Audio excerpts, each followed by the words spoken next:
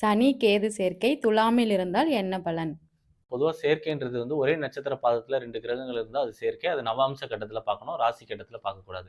இப்போ மேஷ லக்னத்துக்கு துலாத்தில் சனி கேது சேர்ந்து இருந்தால் என்ன மாதிரி பலன்கள் கொடுக்கும்?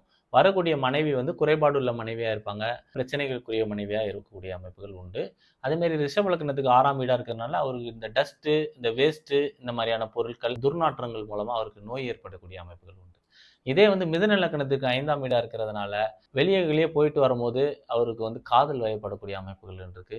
வாய் அதிகமாக பேசக்கூடிய பெண் வந்து காதல் ஈடுபடக்கூடியதுக்கு, ஆனால் அது தகுதிக்கு குறைவானவங்களா இருப்பாங்க.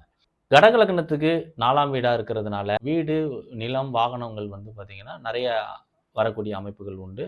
சனி கேது இருக்கிறதுனால அதுக்கு வாஸ்து குறைபாடு உள்ள இதாக இருக்கக்கூடிய அமைப்புகள் உண்டு. சிம்ம லக்னத்திற்கு 3ஆம் வீடாக இருக்கிறதுனால அடிக்கடி வெளியில் டிராவல் பண்ணக்கூடிய அமைப்புகள் உண்டு. மூலமாக சில பிரச்சனைகளை சந்திக்கக்கூடிய அமைப்புகள் உண்டு.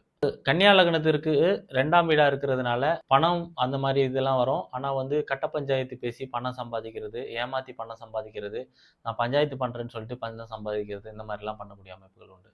துலா லக்னத்துக்கு பார்த்தீங்கன்னா துலா லக்னக்காரங்க அதிகமாக பேசுவாங்க. ஆனால் இவர் குறைபாடு இருக்கும் அவருக்குள்ளேயே, இருந்தாலும் அவர் பேச்சுவார்த்தைகள் அதிகமான பேச்சுவார்த்தைகள் பண்ணக்கூடிய அமைப்புகள் உண்டு. விருச்சிக லக்னத்திற்கு 12ஆம் வீடாக இருக்கிறதுனால அலர்ஜி சம்பந்தமான பிரச்சனைகள் வரக்கூடிய அமைப்புகள் உண்டு.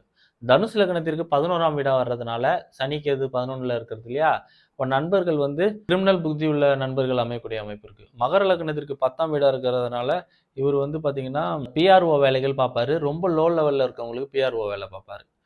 கும்பலக்னத்திற்கு 9ஆம் வீடாக வர்றதுனால தனக்கு குறைவானவங்களோட ரிலேஷன்ஷிப்பில் இருப்பார், இல்லீகல் ரிலேஷன்ஷிப்பில் இருப்பார். தெய்வ வழிபாடு அதெல்லாம் நம்பிக்கை உடையவராக இருக்க மாட்டார். மீன லக்னத்துக்கு பார்த்தீங்கன்னா அது வந்து 8ஆம் வீடாக இருக்கிறதுனால இவருக்கு வந்து அலர்ஜி சம்பந்தமான பிரச்சனைகள்னால கிட்னி இந்த மாதிரியான பிரச்சனைகளில் பாதிப்புகள் வரக்கூடிய அமைப்புகள் உண்டு.